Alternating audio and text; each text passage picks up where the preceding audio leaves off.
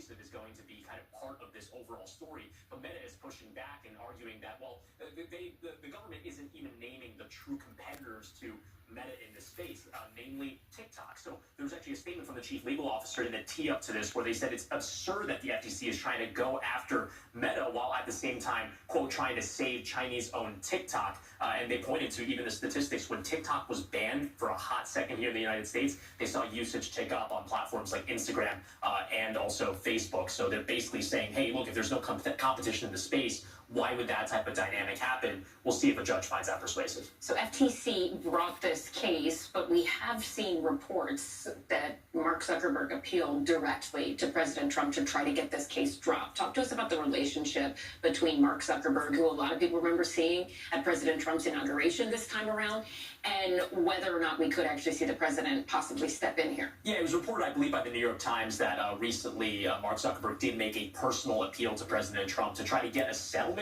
because, this case has been floating around for a few years, actually tracing back to 2020 during Trump's first administration. But he maybe tried to ask the president, hey, is there a way that we can kind of make this go away? We can pay something and then, we won't have to deal with the court proceedings. Clearly not the case, but as you mentioned, Mark Zuckerberg was seen at the White House and also at inauguration, so you can imagine that was probably likely part of those conversations. All right, Brian Cheung, thank you. We appreciate it.